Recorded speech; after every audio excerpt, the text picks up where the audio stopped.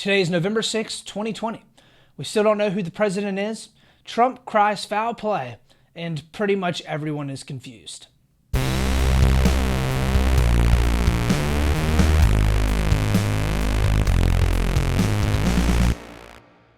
Welcome back, friends and family, to Split the Difference podcast. This is hosted by yours truly, Austin Taylor. Thank you for joining in with us today. We got another great show for you coming in. We got all the latest news, well, as late as we can possibly get it out to you.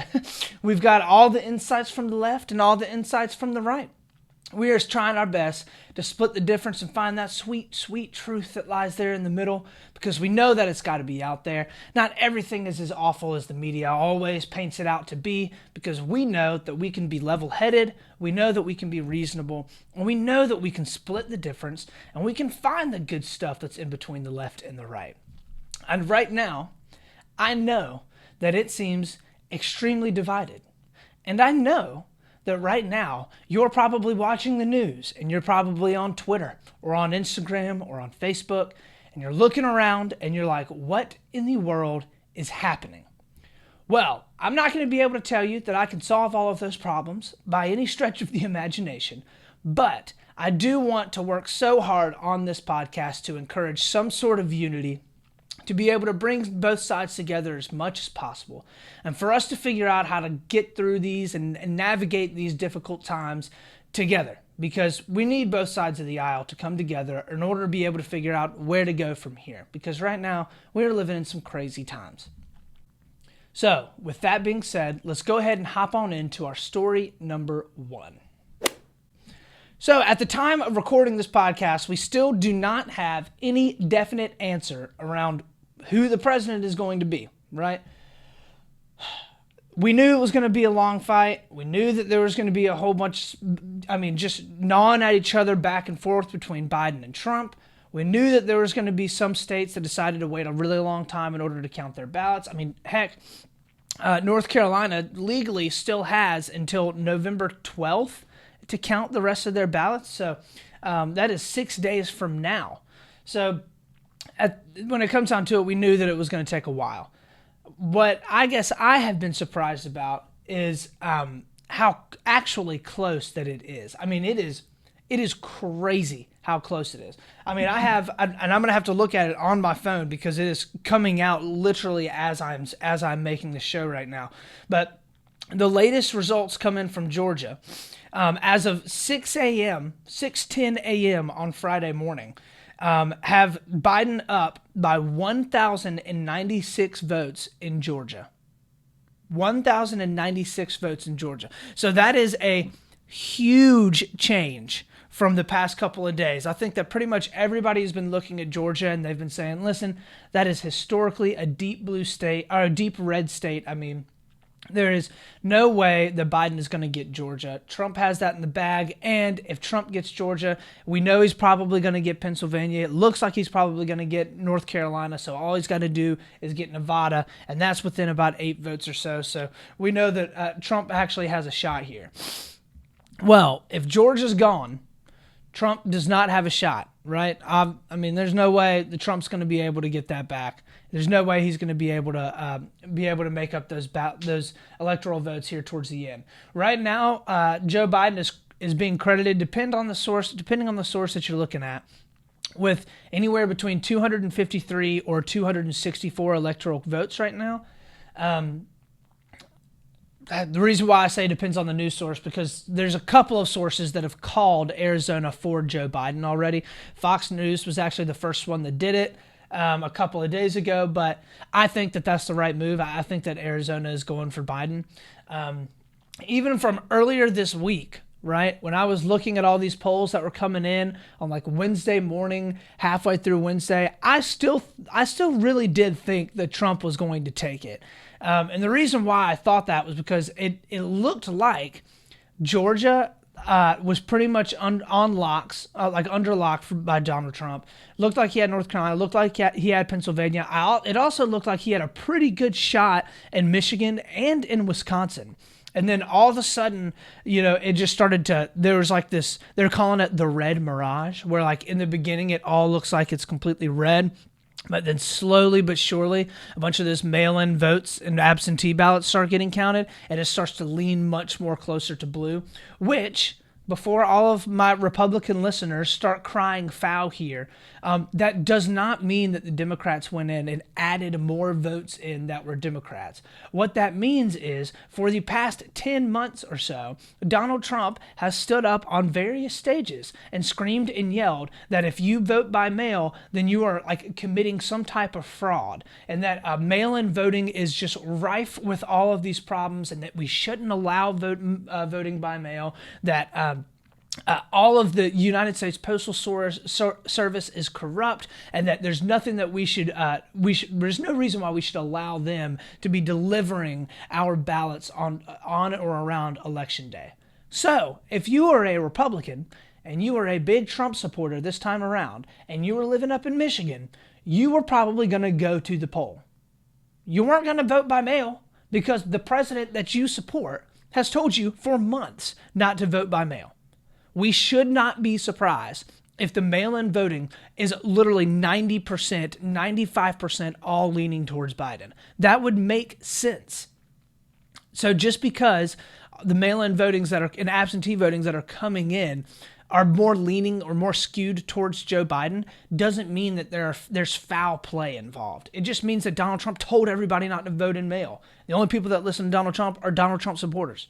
So, anyways, it's important, I think, now because of how close it is, right? Like, if Joe Biden wins Georgia by like 1,500 votes, that is unbelievably close. And I mean, as the last time that I checked, Nevada is still within a couple thousand votes. Arizona's within about 70,000 votes or so. Georgia is now within about 1,000 to 2,000 votes. North Carolina is within around 60 to 70,000 votes. I mean, it is like everywhere is just an absolute nail biter all the way across the country. So in some of these states, there's going to be recounting, okay? Especially these battleground states. Donald Trump is, of course, going to ask for recounts. So in Wisconsin, a mandatory recount is required if the margin is within 1%. And it's looking like right now the margin is within 1%. So in Wisconsin, we know we're going to have a mandatory recount. In Michigan, a mandatory recount if it's within 2,000 votes. Well, right now, it's not within 2,000 votes, but a recount can happen if it is within 2 days of canvassing or if there's evidence of fraud. Hence why Trump, very early on, already started to file lawsuits in Michigan. He wants to be able to prove or at least be able to say that there was evidence of fraud there, so that's why he needs to be able to have a recount. In Pennsylvania, a mandatory recount if it's within 0.5%. Right now, it doesn't look like it's going to be within 0.5%, but it could be done. It could be like that. They have until November 29th in order to do the recount, and the recount must be requested within 5 days of everything actually being finalized. So by the end of today, we should know what the end result is in Pennsylvania, right? We should know. Trump also filed a suit in Pennsylvania and then subsequently withdrew that suit in Pennsylvania because I think that he thinks he's going to win. Classic. So in Georgia, there is no automatic recount, but you can ask for a recount if the margin or if it's within 0.5%, and you have to ask within 2 days. So what likely is going to end up happening in Georgia is they're going to say that Biden won by 2,000 or 3,000 votes. Trump's going to come in and say, listen, I want a recount on that. That is way too thin of a margin. And they're going to go through, recount all the votes again. Don't know how much of a difference it's going to make, but he of course is going to ask for a recount. So in North Carolina, no automatic recount at all. You can only request if the margin is within 10,000 votes. It doesn't look like that's going to happen. If a machine recount yields the same results as the first time around, a candidate can request a by-hand count. Whew. In Nevada, no automatic recount, but a candidate can petition a count regardless of the margin.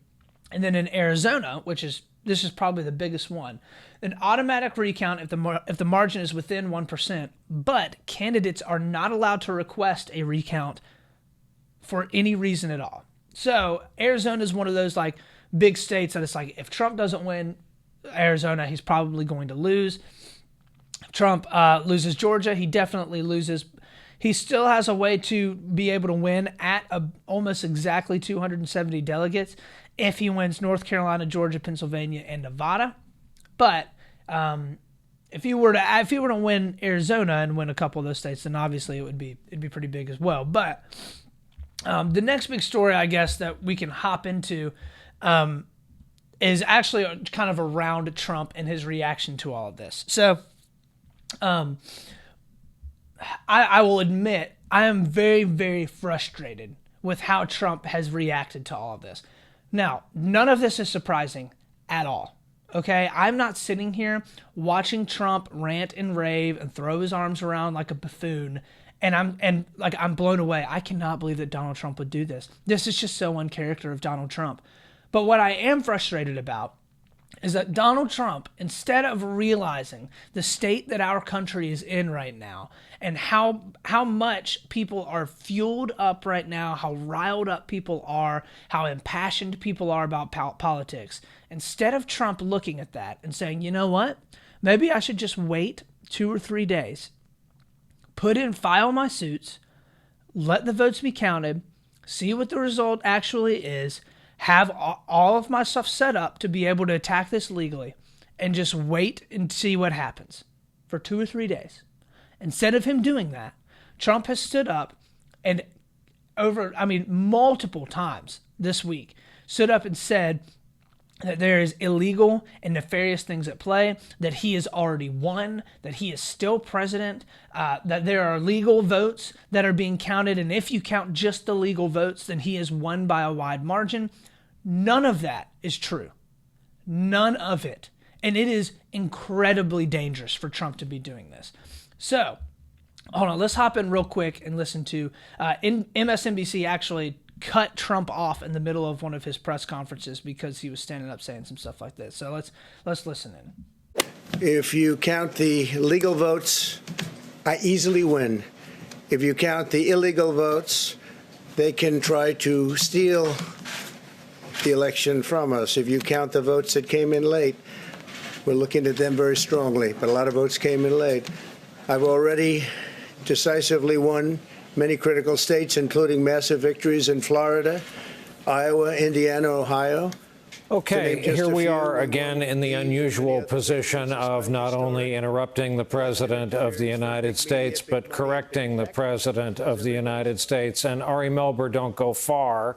Given that you are our chief legal correspondent, there are no illegal votes that we know of. There has been no Trump victory that we know of. All right, so that's Donald Trump at an official White House press conference, standing up there and saying that the Democrats are stealing the election from him, that there are illegal votes that have been counted, that he knows that he is president, and that he is president if you look at everything legally. There's no evidence so far, outside of a couple of conspiracy theories floating around on Reddit and Twitter, that there have been a ton of illegal things that have been done so far. There's not a whole lot of evidence so far that Democrats have been just running rampant over every single polling office in the entire country in order to be able to get Trump out of office. And listen to me. I am not going to sit here and act like bad things don't happen. Okay, I'm not going to just stick my head in the sand and be like, every single Democratic official that's running balloting all the way across the country, all of them are great people and none of them would ever do anything wrong to Trump. Of course, I am not saying that. What I am saying, though, is that historically, voter fraud is incredibly minuscule. It's very, very little. We could have a good amount of voter fraud right now, but the way to go about attacking that is through legal means. File your lawsuits. Do your investigations. If this needs to be drawn out over the next month or so, that's fine, but do it legally and do it right. Don't just stand up on a stage and make a whole bunch of claims that nobody knows if are actually true or not. Okay? Because what this is doing is this is inflaming and enraging the entirety of the 68 to 70 million people that just voted for Donald Trump. You now have millions of people that are watching this, and they're looking at their TV and they're looking at the person that they voted for, who a lot of them absolutely idolize, and they are looking at him and they're saying, Donald Trump is saying that the Democrats are our enemy, and they are ruining this. They are trying to steal the election from Donald Trump. There is no evidence of that right now. No evidence. And for Donald Trump to stand up there and do that, he is purposefully undermining our democracy. Purposefully. He's like, I know, I understand, and I have Republican friends that I've talked to about this over the past couple days, and their first thing that they say every time is, well, that's what the Democrats have been doing for the past 3 or 4 years. I hear that, and I hear that that's frustrating. But the Democrats went about it, and they tried to fight all of it in the Senate, tried to fight all of it in the courts. Turned out the vast majority of that, after millions and millions of dollars were spent, of course, was a big old nothing burger, right? The whole Russia collusion, the whole Russia hoax, and all this stuff. I mean, like, I get it, and I hear that both sides of the aisle are doing this. I want, and I earnestly desire for both sides of the aisle to stop all of this ridiculous petty back and forth, lying about each other, lying about what's going on, because of course the Democrats pushed a whole bunch of nonsense for 2 or 3 years. Totally hear that, totally get that. But Trump right now has a responsibility to the American people to not sow more discontentment and to not sow more discord. The election was 3 days ago, and Donald Trump, who has been setting this up for months and months, right? Like, Donald Trump, since like February and March and April, when the coronavirus hit, has been sowing these seeds of doubt in the minds of every single American person that the election was going to be rigged against him. Since the very beginning, Donald Trump has been setting this up. And now we're getting here, and Trump is actually acting upon all of that, okay? Now, listen, if there are poor things that are happening with all of our election system and with all of the balloting, and the Democrats actually are getting in and skewing stuff, then there should be, of course, legal repercussions that happen. And those should be found out through the legal means necessary to find those out. File your cases, file your suits in your various states, ask for your recounts, ask for better oversight, and see what ends up happening. But if Donald Trump loses, then he loses.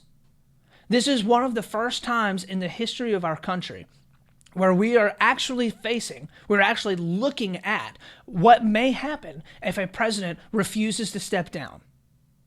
And if that happens, we're going to be in a situation that is worse for our democracy than something that I honestly I would be blown away. I would have no idea. I would have never been able to guess that something like this would happen.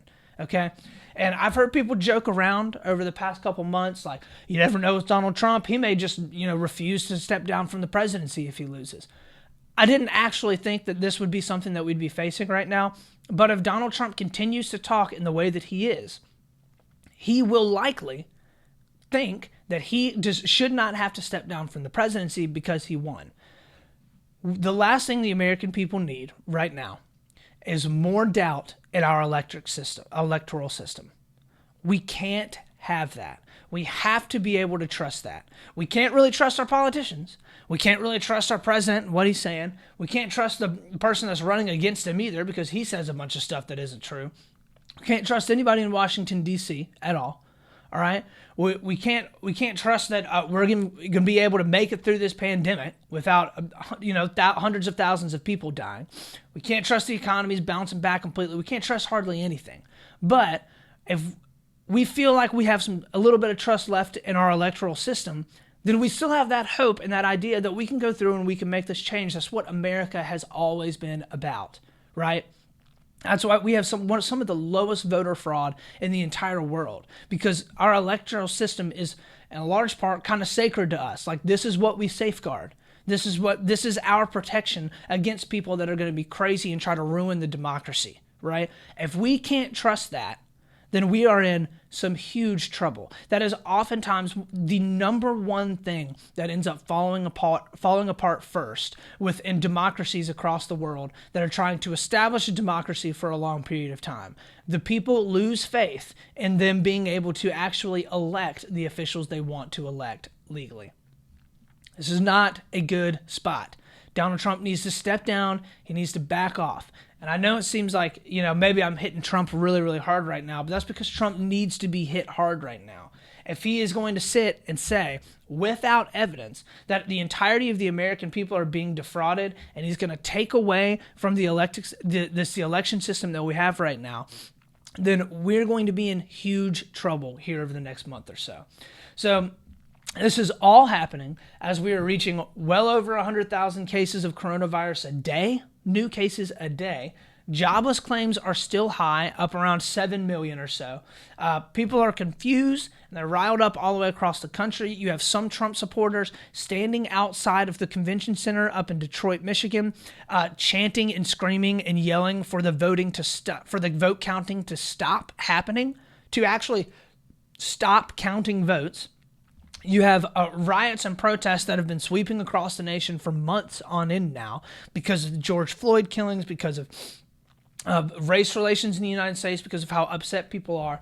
And people are tired of this, and they want it to end. This stuff has got to go, okay? We can't be sitting around and not knowing what is going to happen next, but for so long, okay? There has to be some sort of stability. And right now, it's looking like Trump is about to lose, okay? And if Trump loses, honestly, I legitimately do think the vast majority of Republicans people on the right side of the aisle, if Trump loses and they aren't able to prove any type of fraud, they're not able to prove anything wrong, I really do believe the vast majority of the people on the right side of the aisle are going to be like, well, that really sucks, but that's how elections work. My candidate's not going to win every single time. If Donald Trump wins, especially in the way that he is going about it right now, if it's this close, if he wins with 270 electoral votes, he's crying foul play the entire time. He's crying, that there's fraud. He's saying that everything is rigged against him, and then he actually wins. There are going to be protests and riots across this country that we haven't seen. That are going to be very, very similar to what we've seen for the entire year. So it's not because I think that Republicans are just better, but I think it's because at this point, the way that Donald Trump has positioned himself in front of the American people, he has made it sound like if you are a Democrat, you are a horrible person and you're purposely trying to defraud the country. And I think that that's going to make a lot of people very upset. It makes me upset, and I'm not a hardline Democrat, right? That's so frustrating. So I don't care who you voted for. I don't care what's happening right now. There has to be some level of unity. There has to be some level of both sides looking at each other and being like, all right, I don't know totally what's going on right now, but if we're going to make it through all this and we're going to last through all the way through January in the next inauguration, then we are going to have to say, whatever happens, it's going to be all right. We're going to have to push through this together. We're going to have to make some compromises. We're going to have to reach across the aisle, and we're going to have to just figure this stuff out. Because right now we have one president that's saying that he's already won. Joe Biden hasn't declared victory, but he said that he thinks that he's going to win. It's looking like Joe Biden is right. We have to be able to look at all this and say, all right, whatever happens, we're just going to hope and pray that the system isn't rigged against anybody. We're going to hope and pray that we're going to be able to be friends with our neighbors from here on out, because there's not going to be so much division that's sown, and we're going to push through this, and we're going to be fine. Regardless of who the president is, they may not be the president that I wanted, but we're going to be all right. So I urge all of my listeners to please bring unity as much as possible. If there's anybody that can do it, I know that we can do it here on Split the Difference podcast. So with all of that having been said, that's going to be the show for today. Let's go ahead and hop on in to something that made me smile. So something that made me smile. This actually is over the past couple weeks. I forgot how good this show was. But if you have never seen the show New Girl, you totally need to watch that show. It's on Netflix, and it is quirky, and it's hilarious. My wife and I watched it a long time ago, but I'd forgotten how good it was. It's like one of those kind of sitcoms that's like kind of dumb, but also hilarious. And you can kind of turn your brain off a little bit after work and watch it with your wife or your friends or significant other. And you can just, sit down and kind of enjoy it. Jessica Day or Zooey Deschanel is absolutely hilarious on that show. There's also a lot of people with bangs on that show, which I don't understand because I don't even think that hairstyle was extremely popular at that point in time. But it is a hilarious show. You totally should go and check it out if you've never watched it. For me, it's on up there with like How I Met Your Mother, The Office, Parks and Rec. It's not nearly as funny as maybe The Office and Parks and Rec, but it is very good. And you totally should go and check it out if you have not ever watched it before. So with that having been said, that is the show. Thank you for sticking in with me today. I know there wasn't a lot of me bringing you the news. Today was a lot more of me on my soapbox saying all the stuff that is wrong right now. But that's because all the world's news has pretty much shut down over the past couple days in order to be able to talk about this election.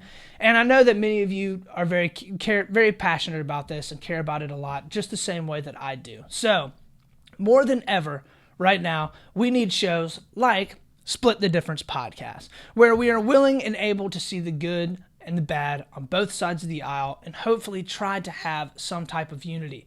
We can look at stuff like this and we can say there are people on both sides of the aisle that just want the best thing for the country, and we can work together in order to be able to do it. So, if you're passionate about that mission, if you want for more unity to happen, then please follow me on Instagram, find me on Facebook, find me on YouTube, and please look up my website. All of that is Split the Difference. Go ahead and check me out. Give me a like, drop me a subscribe, give me a review. If you like this and you enjoy it and you want more content, definitely helps, and it definitely goes a long way. Share it with your friends. With all of that having been said, we know what we have to do. We've got to keep level-headed. We've got to be reasonable. And we've got to work our hardest to split the difference. This is Austin Taylor.